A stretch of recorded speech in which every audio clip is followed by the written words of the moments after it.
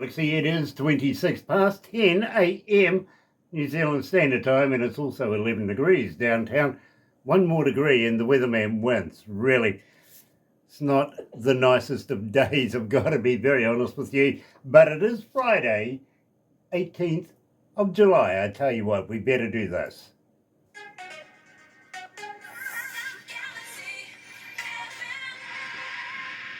That's right, you're right here at Galaxy 107 FM, and so very, very nice to have you. Tell you what, if you go and have a look at the bottom there, you'll find, sub, thumb, and bell. Why not take part in that? Yeah, bell notifications when we have important people, much like Rick Revel today. Believe me, I'm very excited about this. Sub, you know what to do with that? Yeah, subscribe, become part of the family. We call it the noise here at Galaxy, simply because, well, you're loud and we hear every one of you. We really, really do. And we try our best to cover it all. We really do. The thummy thing? Yeah, go on, get epileptic with it. So let's get right into it this morning. Here, joining us live today is Rick Revel. He is an American journey. Yeah.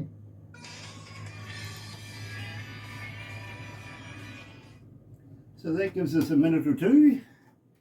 Yeah, and I pronounce it Revel. Revel, okay. Revel. And if you look it up in the dictionary, it's a revel is actually a musical celebration. But that was my name I was born with, and so that's kind of how I go by Revel. It's also relates to being rebellious, but I just stick with the revel as being a musical celebration. Fair enough. Well, sorry for mispronouncing it. That's all right. We didn't discuss it beforehand. Yeah, That's all right. Honestly, we're Kiwis. We just, as we see it, we'll read it. You know what I mean? Yeah, I understand. And even though I was born in America, I was brought up here, unfortunately. So please forgive me for, my small discretions. Did you say it was 11 degrees? It's What did you 10.7 degrees Celsius. Oh, okay. I think that's close to about 30 plus degrees Fahrenheit, 40 degrees, something like that. It's cold. It's not the warmest. Let's It's put it that way. pretty chilly. Yeah. In July, it's cold in July. We in the winter time here. You guys are in the summer, right? Right. Yeah. So believe me, They're a season behind us. they're a season behind us. Yeah, everything's behind us. Yeah. We're the first ones to see the light of day every day. So even Australia hates that one. It really does. You know what it's like with ice hockey between America and Canada. You know how you have that rivalry. Right. New Zealand and Australia have the same deal with rugby union. Gotcha. I got you. One day they might actually win a game. It's been about 37 years, but one day. World Cup next year. For, The World Cup next year.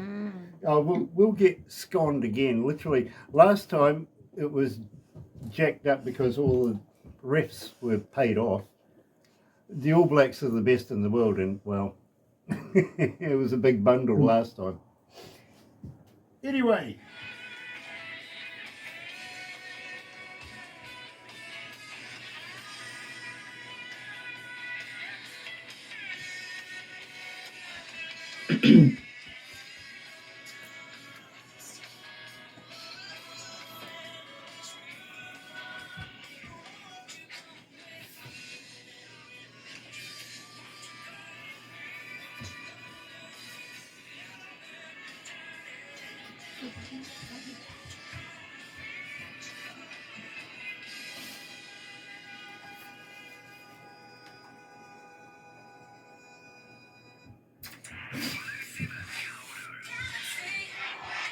That's right, you're right here at Galaxy 107 FM, and today we're talking to Rick Revel. Did I get it right this time, Rick? Well, no. No? Hey, I gave it a go. But I think it's the lag between time zones. It's Rick Revel. It's Revel. Kind Revel. of like Rebel, but just with a V. Yeah, like a rebel with a V. There you go. Yeah. Rick, welcome to Galaxy. It's nice to meet you, sir. Yes, sir. Nice to be with you, brother. Now, whereabouts exactly are you today? I'm at my home on a farm near Henry, Tennessee. Henry, Tennessee, being named after Patrick Henry, one of our founding fathers. And I'm living actually in the house where I was born and raised. So living out on the family farm. Very, very cool. I can't say that I'm a true country boy. You're lucky. You really, really are. Believe me, I'd love to be still in the house that I was with my parents, but that was many, many moons ago, and lots of rivers have gone under that bridge since then. You know what I mean? So, yeah, Yes. I know the value of the family home. I really do. Having said that, my friend, we opened up the show with an American Journey. Yes. I think it would be remiss of me if I didn't say, tell me all about this track. American Journey, I put it out back in the early 2000s. I wanted to actually take people, I do George Washington. I do a lot of historical characters. Mm-hmm. And so I wanted a song that would open up the show. And before I go into full character, I wanted to have a song. So I would normally sing 4 or 5 songs, but this would be the song that would start the show, An American Journey. And that's literally what I tried to do, was take people on a journey back in time to our founding, and then kind of advance through time from there and take them forward. But what I mentioned while we was off air, I went on the bicentennial wagon train, wound up at Valley Forge, Pennsylvania, where George Washington and his men were encamped for several months, and the war was not looking good for him. He thought he had lost, and he was staying at the Potts house, and there's a famous picture, a portrait of him kneeling by a stump and praying. And when I was there working in the Valley Forge area after the bicentennial wagon train, I asked one of the park rangers, could he show me the location of that stump? He did so. He left me to roam around on my own. And as I did, I heard a voice that said, tell my story. And so at a very young age, I kind of got that calling to tell America's story, and kind of been doing that ever since. Kind of got off to a slow start as a teenager in my 20s also, because you're focused on other things. I was in Nashville working and involved with Loretta Lynn's publishing company, so I had a lot of things like that going. But as I got older, I wanted to literally get to that point of telling America's story through song as well as acting. So that's where that song came from. I wrote it as an opener for my show. That's fascinating. Is the stump still there? It's not, I don't even think you can find an evidence of it there now. Then you can see like the root trail and see just kind of the hollow point of where the stump was, but I doubt you can find any evidence of it now. And the park ranger kind of had to walk around and say, oh, I think it's over there. He was one of the older park rangers at the time, and he was able to show me where he felt that the stump was. And so I had a chance to go to that location. So it's just, to be where history took place, it gives me chills. It really does. I absolutely understand that. I really, really do. I love and I'm fascinated by not only myth, but history itself. You know what I mean? I like to try and unravel myth, make the truth out of myth, because somewhere in a myth there is a bit of truth. Yes, it's true. And it's true. Just got to pick away at that and get to it. But it's so much better if you're actually on site at the same time, getting in the ambience of everything. Believe me, I'm fully envious of you taking advantage of that moment. I really, really am. So well done. And I'm very, very envious about your thespian career. Actually, you've got quite the career as an actor, and being able to portray history itself. So very, very cool. That's very, very, very good. Hard Times in the Deep South. Tell me about this, because believe me, I'm absolutely loving this track. Well, Hard Times in the Deep South actually goes back a little piece I've got two songs that Son of a Moonshiner and Hard Times goes back to my teenage years. Oddly enough, I had written these songs early on. I've written over 1,500 songs. And so I wanted some things. I wanted to dig out some of my old stuff, kind of do a rewrite, kind of, buff it up a little bit. And The Hard Times was a song that I had written as a little more straight on blues. And when I got to recording in Muscle Shoals, Alabama, I wanted to give it just a tad more of that Southern rock feel. And so we turned it more to a blues rock, almost to Stevie Ray Vaughan, Leonard Skinner. So I wanted to do that. I play harmonica. And so I wanted it to have that drive. But I also wanted the lyrics to kind of tell a piece of a story. And I always, no matter where I go, people come up to me and say, well, you look like so-and-so, and you look like so-and-so. And so I've been around people that had the mistaken identity thing happen. And so I wanted to take it, and I had a friend that, got his lights knocked out one time because of mistaken identity at a bar. And I'm not really a bar guy. I don't hold it against people who are, but I write about life. I've never had a sip of moonshine, and I wrote a thing about the Son of a Moonshiner. But this whole thing about hard times in the deep south, and I've never been to jail. But in Mississippi, where the story takes place, they still have hard time prisons where they'll throw a chain gang together and send them out on a chain gang. That's one of just their thing there in Mississippi. And so I wanted to come up with a song that would actually talk about those things. And I spent a lot of time in Natchez, in that area. So that's where I wanted it to focus, in Natchez, which the blues, there's some big blues players that come from the area. Y.Z. Ely and some of his brothers. There is a historical marker, once again, history, there in the Natchez, Mississippi area, talking about the Ely brothers. And so I had a chance to work with YZ some. So I wanted the song to have that flavor, attract attention to Natchez.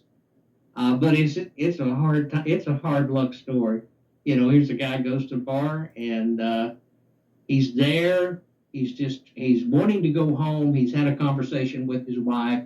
His job, he actually lives in Tennessee. He's gone to Natchez to work.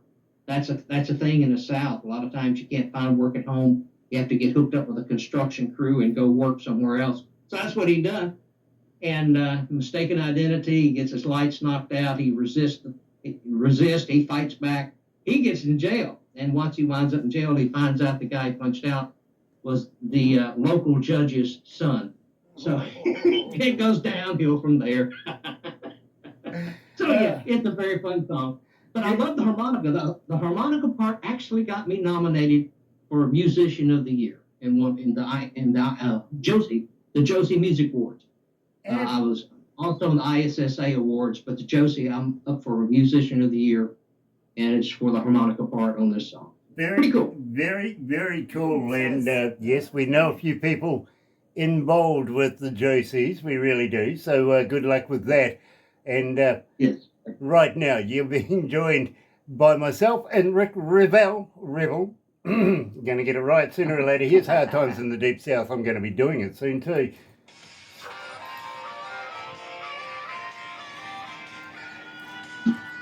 Now, Nick's tuned in and he said it's a very interesting interview. Who is? Nick. Oh, Nick. On the radio. He's enjoying it. So. That's our foreign correspondent coming out of the UK. He's also one of our critics, so he's very, very cool. He is. We love Nick. We really do. He's such a cool dude. We introduced him to a guy coming out of Nashville, but his name was Ridge Banks. All right? Okay. And at the time, Nick says to me, hey, listen, could you introduce me to Ridge Banks? And I says, well, bro, you're in Leicestershire in the UK, and he's in Nashville. He goes, yeah, but I'm going to the United States, so, I might just drop in and say hello. So, okay, well, we introduced him. What do you know? He turns up at a gig that Ridge was doing. Before you know it, they've formed a band, even though they're in two different countries, sending bits and pieces across the interwebby thing. now in the next month or two, I think they're doing a tour throughout the UK.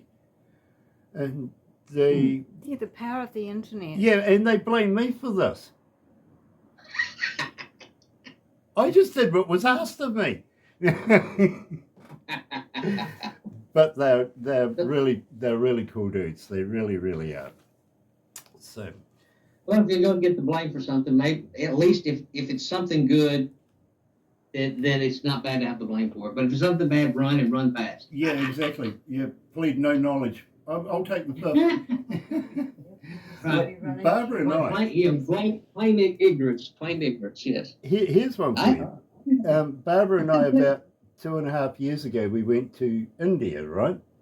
Well, the night before going to India, I decided to hook up with a couple of my mates at the local pub and just have a few beers and say all right. And as we came out of the nightclub we were in, my mate says, "I'll race you to the taxi."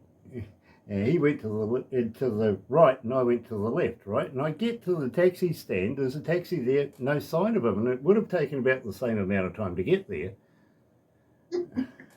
Anyway, I get in the taxi, go home, pick up Barbara, we go to the airport, hop on a plane. About halfway across Australia, I get a text from him going, "You're never going to guess what happened to me." And I went, "No idea. What happened?" He goes, "Well, as I left you and went around, I went down this alleyway. And this girl popped out of this doorway in the middle of the night and she goes, 'Business?' So I'm texting him back and going, 'What did you do?' He goes, 'Well, of course.' So we hopped into this car and away we were going until a policeman shone a light in the bloody window. And I went, 'Now what?' And he goes, 'Well, the policeman says, what's going on here?' And I went, 'Well, what did you answer?' He goes, 'I'm having sex with my wife.' The policeman says, 'Oh, I'm sorry, I didn't realise that.' And he goes, 'Neither did I until you shone the light in here.'" Brave. Yeah. Yeah. And we got 30 seconds. I got that one in really quickly. Did you read that, what Nick said? This song, Deep South, is a Cindy's glamour rock.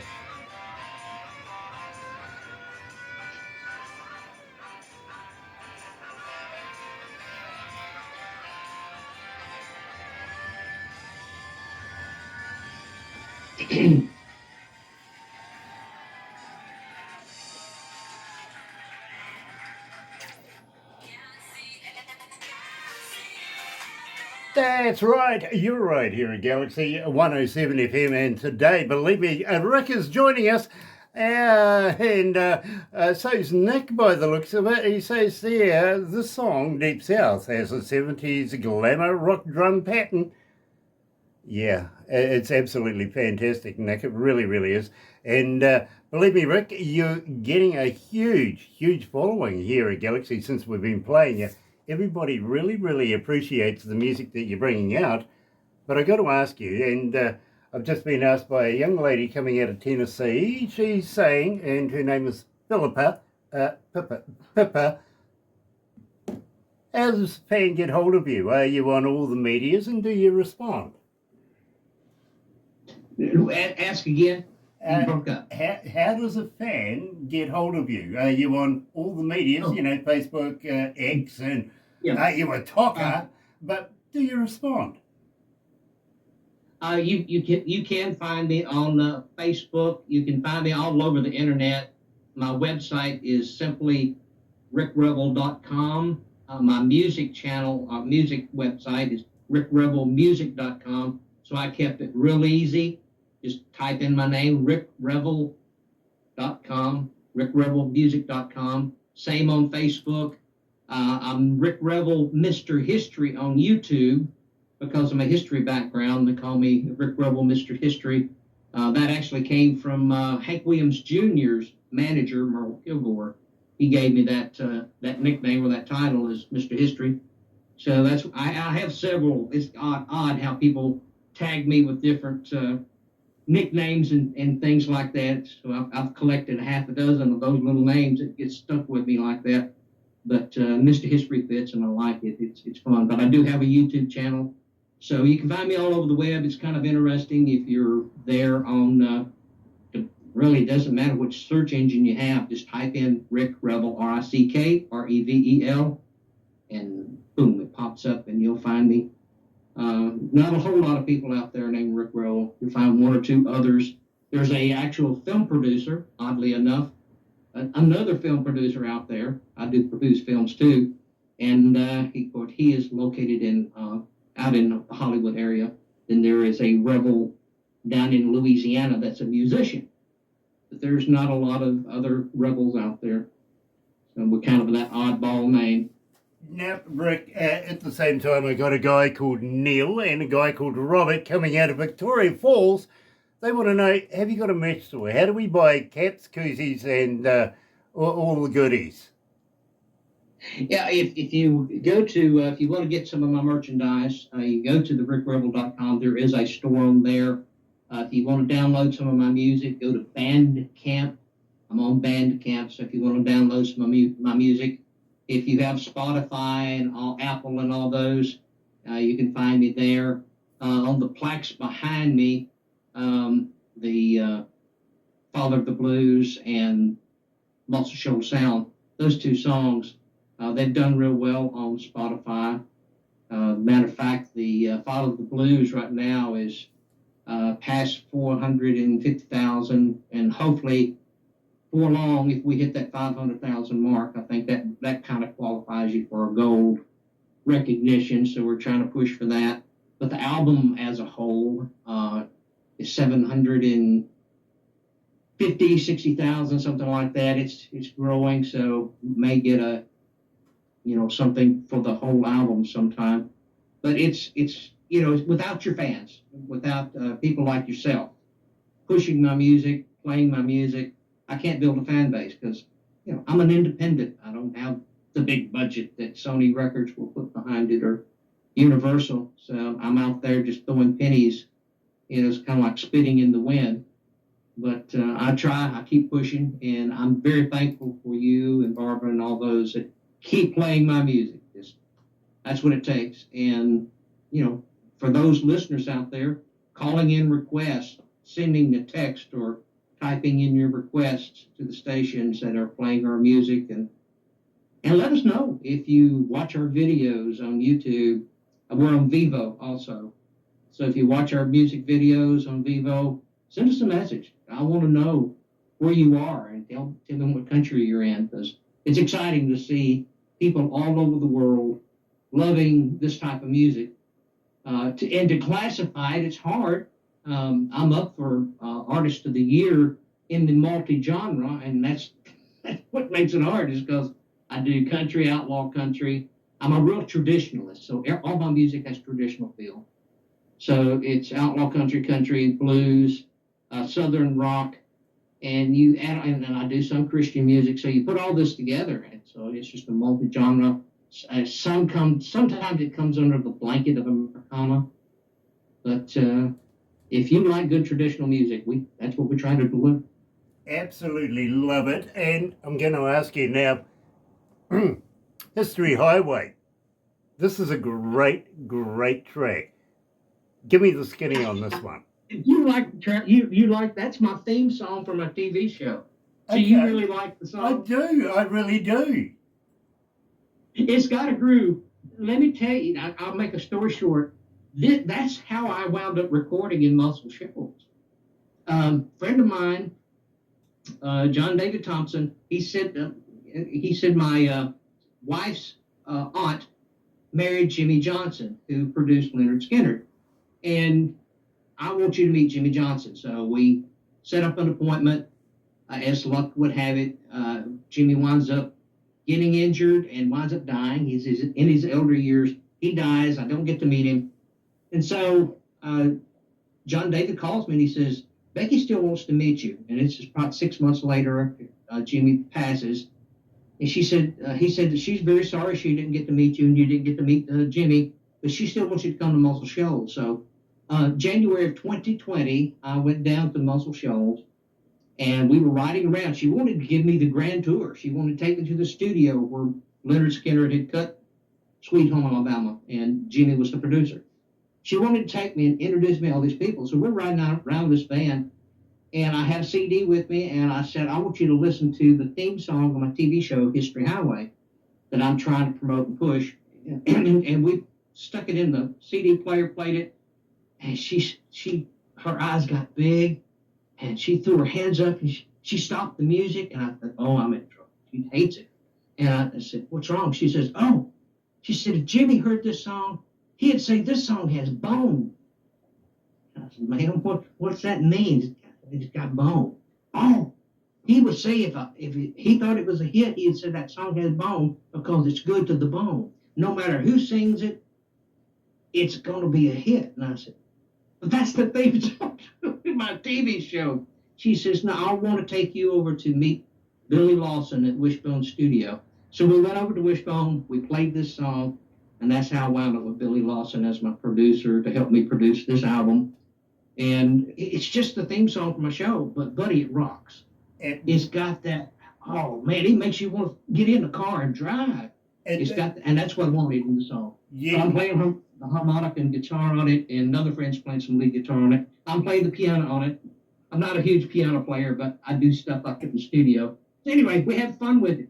That's what I always try to do, is have fun with my music. Well, I got to be honest with you, Rick.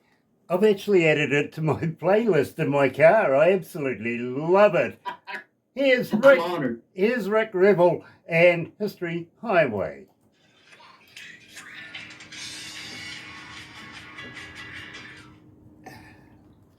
Yeah, true story. I have. I've put it in my playlist. I don't change my playlist often. I really don't. But that one's in there, Rick. It is. It's a fluke. It was just a fluke. And when we first put it together, the guy that was helping me at the time, Ken Andrus, and we did it in his little studio just for the TV show. And I told him, I said, I want to eventually make a song out of it, because we did it in two halves. We did and it was supposed to be the opening, the first minutes for the opening part of the billboard that starts the show, and then I wanted the part that closes the show. So I said, basically, we have two verses and a chorus, and then repeat the chorus. So the wonderful thing about digital recording, I was able to splice it, put it all together, and made an entire song out of basically the opening and closing of the TV show. But it's a fun piece. It really rocks. It is. I love it. I really, really do. If you ever get a chance, watch the TV show. It's on Roku, and there's a couple of samples there on Mr. History on YouTube. But I've got 30 some odd episodes on my AME TV channel. So. Okay, I will. How many countries are tuned in? We'll have a look at a couple tonight. 164 countries are tuned in right now. And cities? How many cities? That's good. 6219. Okay, 6,219 cities at the moment. Oh, that's nothing. That's good, brother. It's not Wait, bad. That's handsome. That's handsome. That's what that is. That's good stuff. Wait until I tell you how many IP addresses are tuned in at the end of this. Wow. You're making me blush, brother. This is good.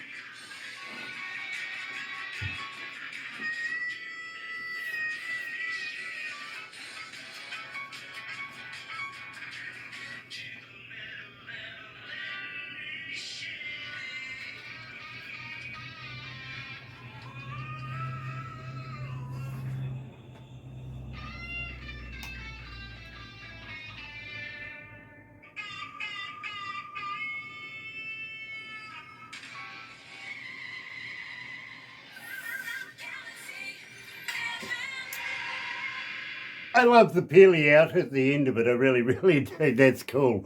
And today, of course, we're talking to Rick Revel. And, well, Rick, you've been around for a little bit now. You've been around for a minute. And believe me, you've had a very, very illustrious career over the years. You've also been Entertainer of the Year with a very, very illustrious lady singer. I don't know whether it's kosher of me to be able to say her name or not, to be very honest with you. But, you know, what a wonderful artist she's been over the years as well. She's going to be very, very much missed in the country movement. Yes. If you're referring to Loretta. Yeah, absolutely. Yeah. And, you know, all very, very humbly, may I say, you know, Uh, Having Loretta make you sandwiches as a kid, that must have been fantastic. Well, it is interesting. On the bicentennial wagon train, and that's the reason I brought it up earlier. That's where I met Mooney Lynn, her husband, and he heard me singing around the campfire. And that was something I did every night. I rode in the Louisiana State, or the Louisiana State wagon, whichever you want to call it. Boo Doo was the teamster. He was the former bronc champion of Louisiana. I mean, all these are colorful characters. Just my life is decorated with colorful characters. It's just amazing.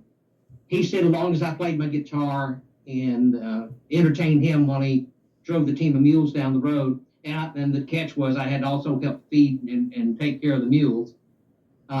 He said, as long as I did that I'd have a place to stay. So I slept in the Louisiana State wagon. And then at nighttime, after I finished all my chores, I eventually started working for the chow wagon, the cook bus, to earn my keep and so I could be fed. So I worked my way. I worked my way all the way from Memphis, Tennessee to Valley Forge. I didn't want handouts. I wanted to earn my keep. Then at night I'd play around the campfire, and a lot of times they'd pass the hat, literally pass the hat, and I'd make tips from that. But Mooney kept showing up at the campfire, and a lot of the people that liked my music would say, "Hey, Mooney, come over." So he would just stand there in the campfire light. He would stand out 2 or 3 people back and just talk.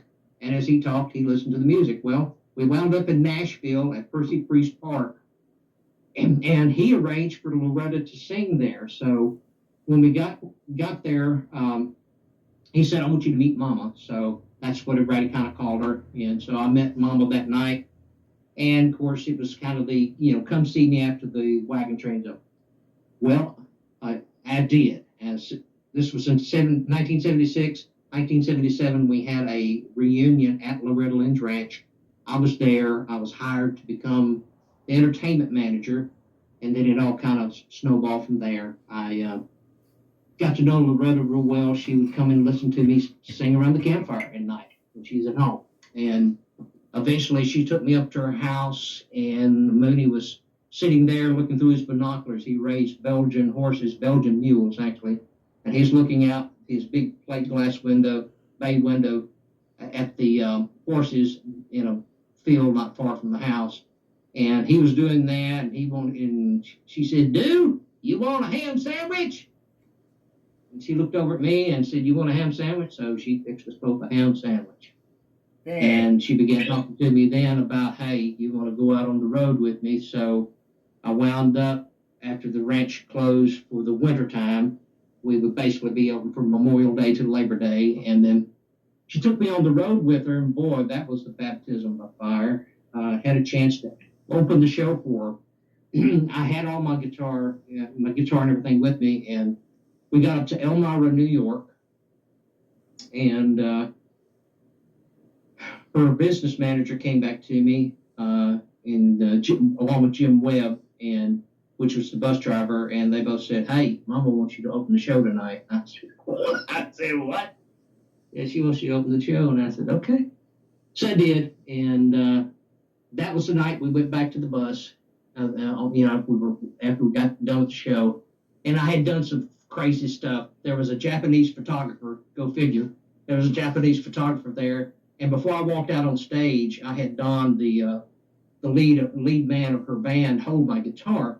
But I went out and I borrowed the Japanese guy's guitar, his camera, and I went around taking everybody's picture as if I was a photographer and just shutterbug.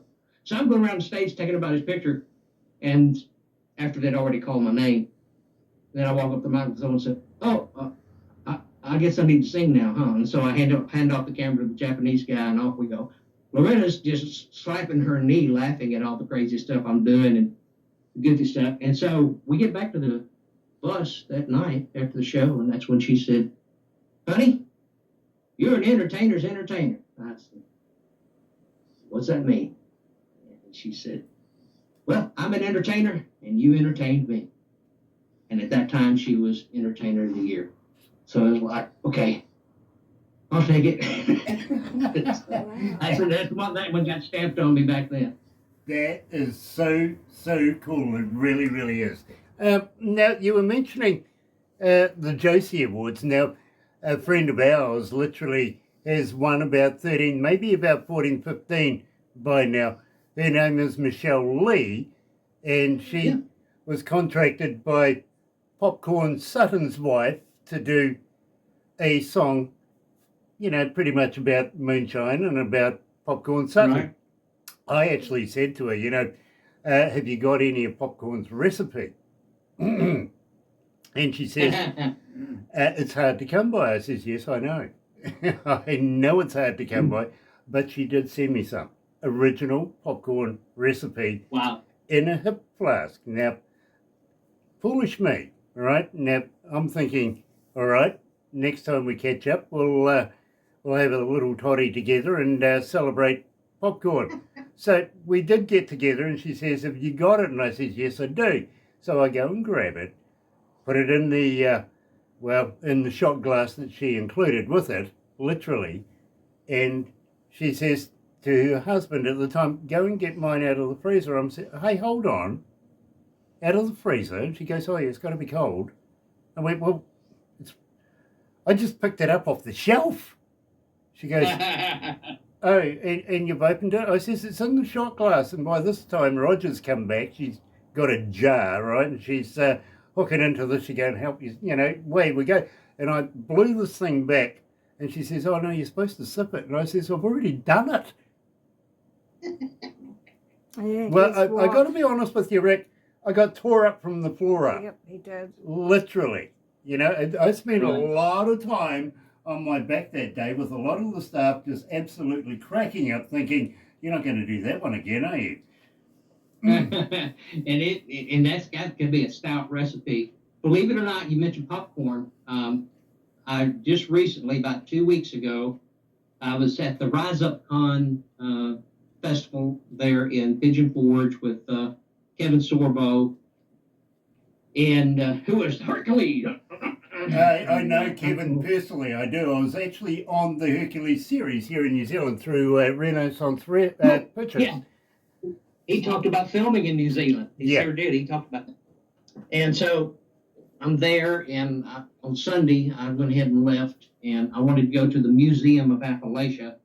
And I heard, they had a moonshine still there, and I wanted to film an opening because I'm going to do a piece on History Highway about the history of moonshine in America. Because we actually had a whiskey rebellion right after the Revolutionary War, and basically it was moonshiners. It was people that were distilling spirits, whiskey, at their farms. And so they want to tax it, and so there's a rebellion from that. And the Museum of Appalachia, I went there, and when I come to find out, it was Popcorn Sutton's still. Isn't that cool? And so I got to film the opening of what will be episode probably 33 or 34 there at Popcorn Sutton's still there at the Museum of Appalachia, just north of Pigeon Forge. So it's pretty cool. That is very, very cool. Are you familiar with the TV show Moonshiners? Yes, I've seen it.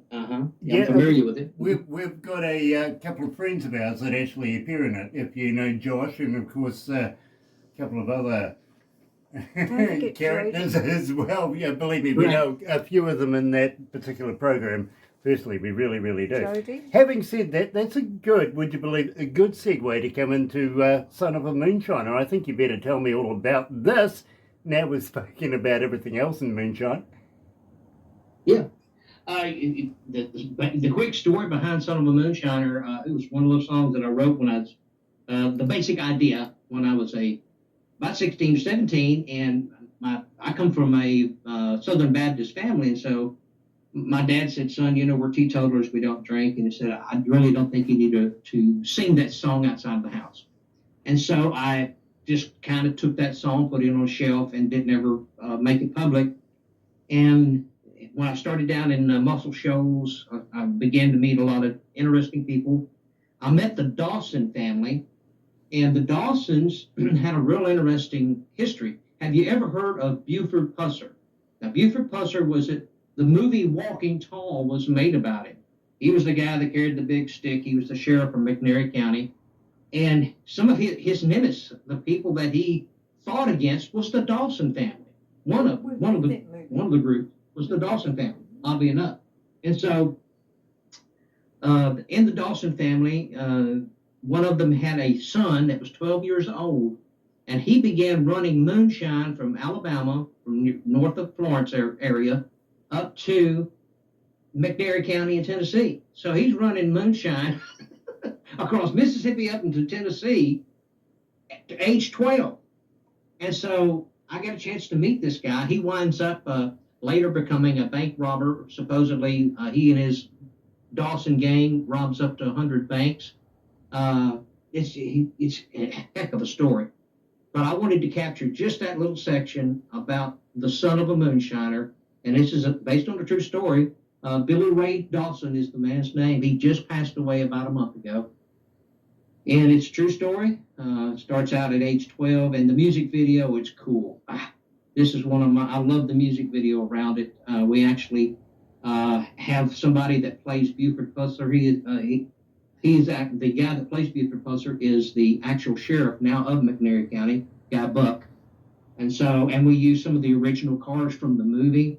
So it was exciting to be able to film all this and put it together, and we built a moonshine still just for it. So, and the jail scene that you see is the jail that we built for Hard Times in the Deep South.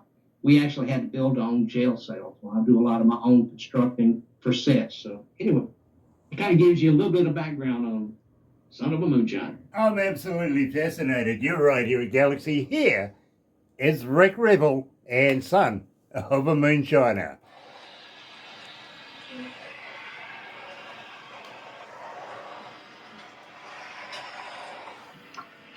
It's from Michael.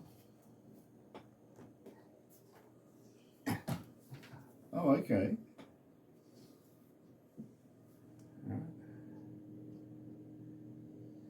Very, very cool. One of our promoters coming out of Orlando, Florida is tuned in right now. He goes, I like history.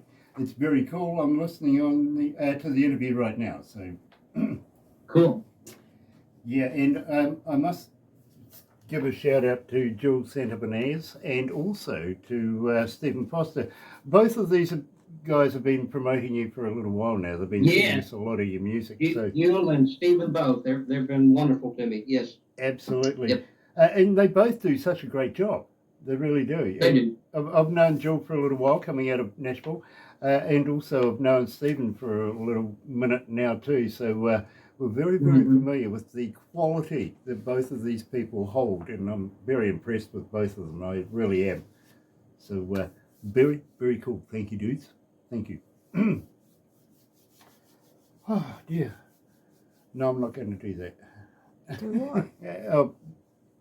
My producers asked me if I was going to do the. No, I'm not going to. All right, we'll leave it there. Yeah, we'll leave it there. Believe me. Yeah. Oh, you're not a vegan by any chance, are you? A vegan? Yeah. No. Oh, No. You see. I was raised on a cattle farm, and I was raised to be a cowboy, so I'm not a vegan. And we hunt deer and. For a number of years now, we've been doing this for about 11 years, to be very honest with you. And Really? we've been trying to come to the bottom of a myth. As I said, I like to, try and get into myths and stuff like this. My producer says that you're going to do the myth thing, and I'm like, all right then. Seeing you're not a vegan, have you ever tried a vegan sausage? A vegan sausage? No. No.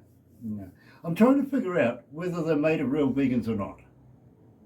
I don't know. If you can get a vegan to stand still long enough. Exactly. Exactly. I mean, Yeah, you gotta get a vegan to stand still long enough. yeah, you do. But yet But again, we'll leave it at that. I'll just make that the short one. well, That'd be the short one. you could give them a set of scissors and get them out the backyard. I'm sure they'll be able to find a meal out of that. They'll be standing still long enough. But I will admit, I did one time. Somebody had a tofu burger, however you pronounce it, tofu, Tofu, yeah. Yeah, and I was sick for 3 days. Yeah. Oh, yeah. It's this is not real. But there are people that love it, and I'm like, if it's something you enjoy and want to do it, and this is how you feel led, then do it. Exactly. Yeah, be your Don't own, give it to me. Yeah, exactly. be your Exactly. own, be your own person. Yeah, Barbara's worried about eating in India. We're going back there in the next couple of weeks. You know what I mean? She's going, oh my God. It's spicy. It's spicy. I know, Oh, I know. we've been there. We've been there. We know what we're looking at. Been sick. Take your own bits. It'll curl your eyebrows. It curls my eyebrows anyway.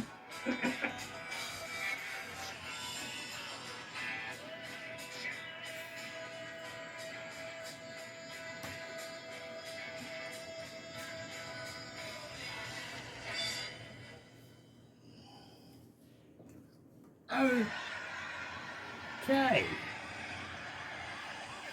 Oh, is it closed?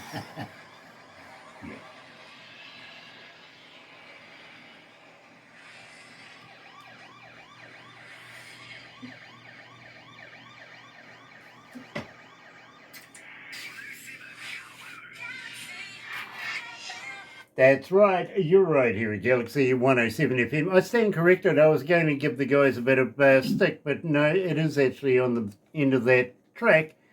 So believe me, I'll let them off that one. I'll put $1 in the swear box later and have a good go at it.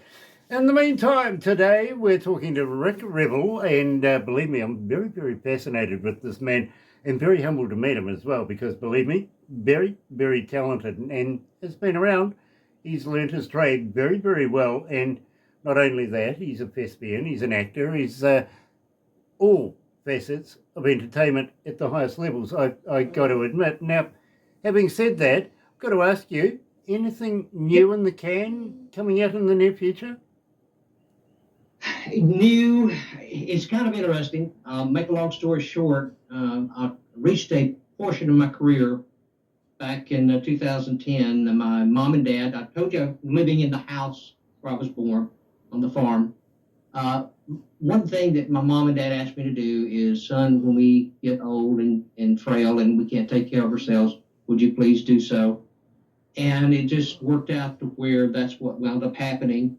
I wound up going through a divorce, and from that, I came here to take care of my mom and dad for 5 years. That's all I did. I dropped out of the entertainment business to take care of mom and dad for that 5 years. 5 years prior to that, I'd been kind of part-time taking care of them, but they were still able to drive and get around.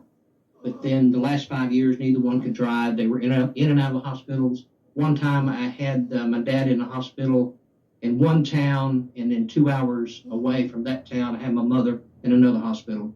So, and I'm trying to take care of both of them at the same time, and that will wear you out. So I did that for 5 years. So I had to restart my career. And that portion I told you about when I went to muscle shows to meet Jimmy Johnson and all that, that was me trying to make my comeback. I had written a book called In the Hills of Tennessee. I was promoting it. It started History Highway, and it has been a kind of a slow build.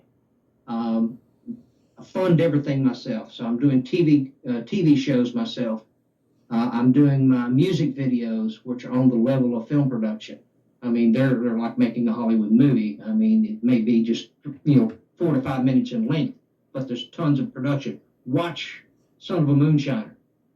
There's no borrowed footage. That's all stuff that I shot, stuff that we did. So that's nothing borrowed from somewhere else. That's stuff that we did. So it's a lot of production value. And it all comes out of my pocket. Now, say that to say this. You ask about new. We recently went on the air on East Tennessee TV. And that's why I wound up at Rise Up Con, where I met Kevin Sorbo and his wife. Very, very nice people. And the people that run East Tennessee TV have actually pitched my TV show to Warner Brothers. Destination America is the channel they've pitched it to. So I've never said it out in public until now. But you asked for something new. That's what we're working on. Will it happen? Who knows? It's like a long shot. I've been 5 times sitting in record company offices, and I've been this close 5 times to be on MCA Records and Atlantic Records, and somebody dies, somebody gets fired. I was one company, the last one. I was going to be Neil Diamond was going to be my label mate. He was doing a comeback career thing for himself, and the record label. I sit in their office on a Thursday, and we looked at the contract, and I said, "Well, I want to take it and let my lawyer look at it. We'll see you next Tuesday." So we set a follow-up appointment for Tuesday to do the signing and everything.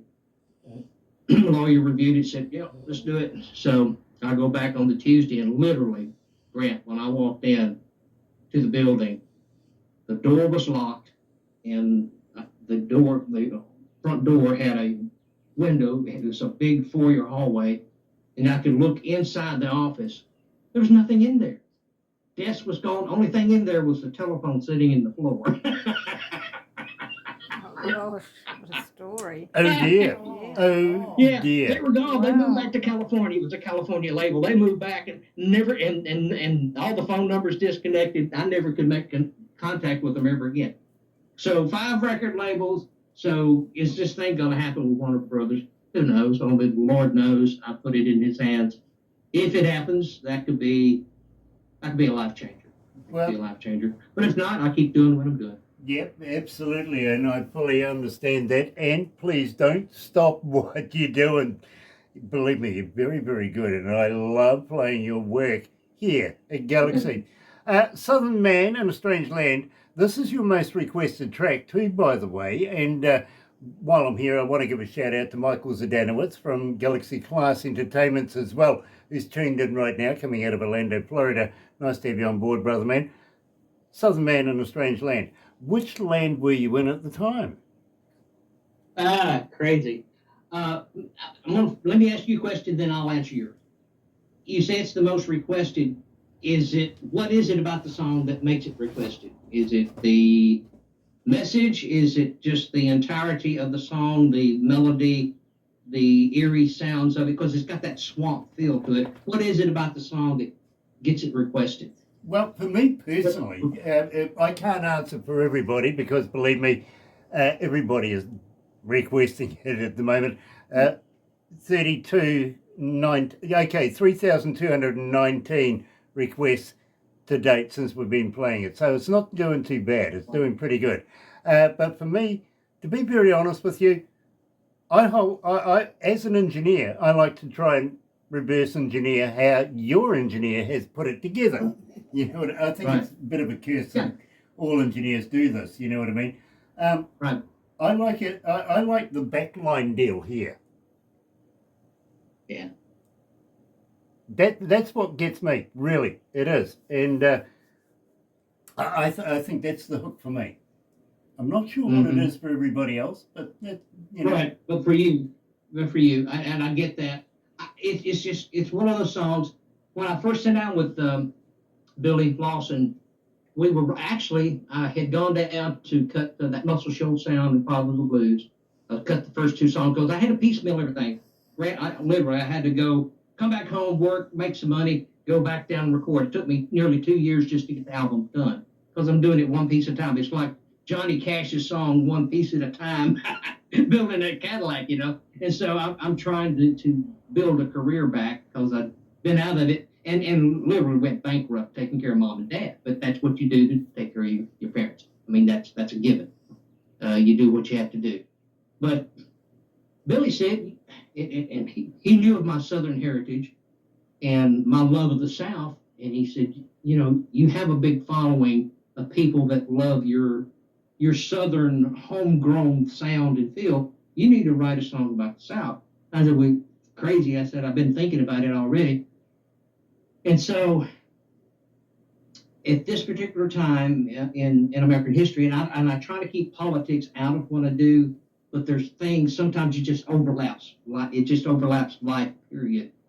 And I'm seeing all these statues being torn down, and I'm seeing American history being wiped away and washed away and trying to be rewritten, and a whole new narrative is being told about what I'm a descendant, and my ancestors.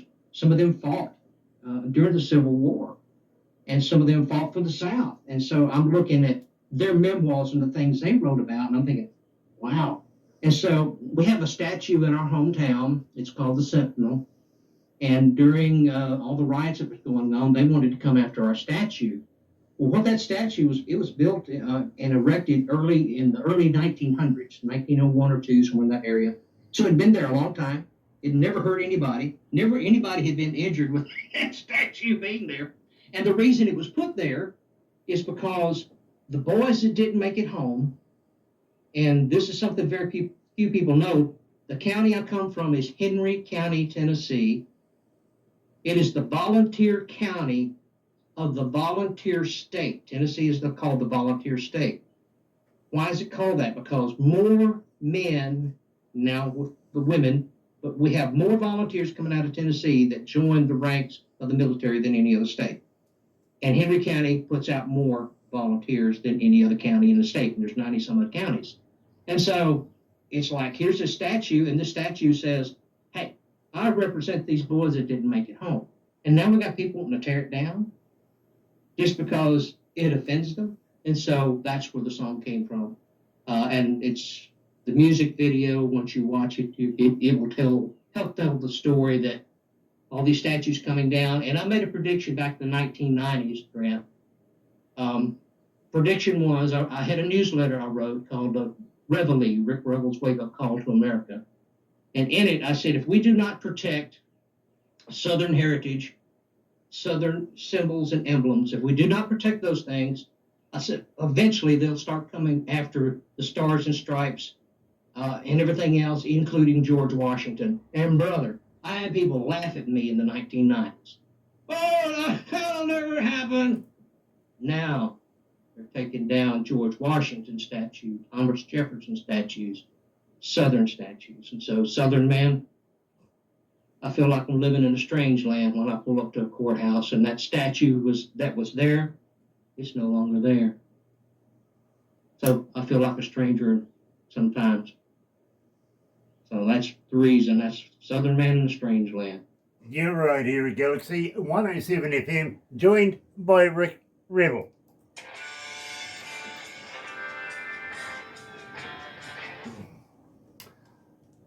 Rick, I don't like talking about politics at all, but I would really like to get your opinion. Do you think the Constitution is at risk right now? Yeah. Yes. Yeah, I do too. I do too. And it's been compromised. Yes. And honestly, I'm a dime store historian. I do not have a shingle on the wall. I did not take any education I'm probably the reason that I have done so well is I didn't get educated in some highbrow college somewhere. Mm-hmm. And I'm now invited to colleges to come and talk and speak. That's just very ironic. I've been going to Harding University for several years, to the American Studies Institute. But things started changing in American history. If you look back, we're off the air, correct? Yes. Yeah, but I'm Okay. still, hang on, I'll put it on pause. I'll put this on Yeah. pause. Are we back on? Boom, look at that. We had some ads thrown in there. Gosh, what happens? You can't even get away from them, can you? Today, of course, we're talking to Rick Revel, and we're just about to wrap it up, so...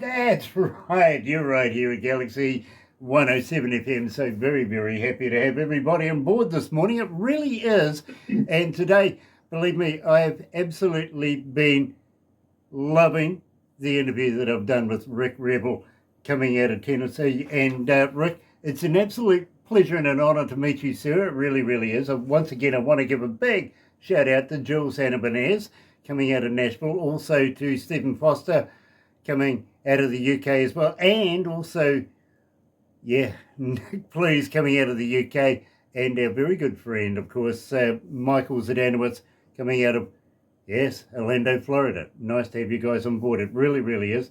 Today, we've been talking to Rick Revel, and I'm going to ask you, sir, will you come back again? Oh, brother, I hope we can. I've enjoyed this. It's been a lot of fun. You've been a gracious host, and Miss Barbara, you've stayed in contact with me, and thank you for opening the doors. And Grant, appreciate the interview, and hopefully, we'll get a chance to come back and share some more songs. Well, I would really, really love that. I really, really do. Much respect for you as an artist. I really, really do. I love your work. And I just have one more question to ask you. Now, I just got to say to you that over the next couple of weeks, Barbara and I are heading back to India, and we have a contract there to open up a number of radio stations. May I please have your permission to play your music on those playlists? Yes, I think it'd be cool. Just make sure that they, as they play it, I just want to see the little wicker basket with the cobra. I want to see the cobra come out as they play my songs. I think that'd be pretty cool. I think it'd be kind of cool. I want to actually bring one of those back, one of those baskets with the cobra and the flute, the whole deal, get one of those headdresses to go with it. And I do want a flying carpet. That is this. I want a flying carpet.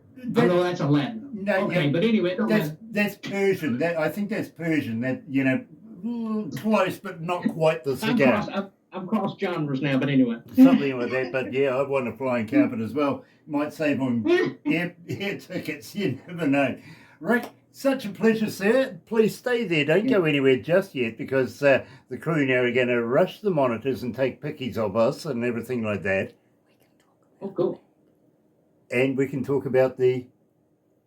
I'll see. Okay, Barbara wants me to talk to you about something as well. So in the meantime, ladies and gentlemen, thank you for joining me today here at GAX, at Galaxy 107 FM for GAS. And I'll be back on Monday. Please join me then between 5:30 in the morning and 10 for the breakfast show. Barbara will be back on Tuesday. Another interview as well. Keep an eye out for it. But in the meantime, have a very happy and successful weekend. From me, happy radio, everyone.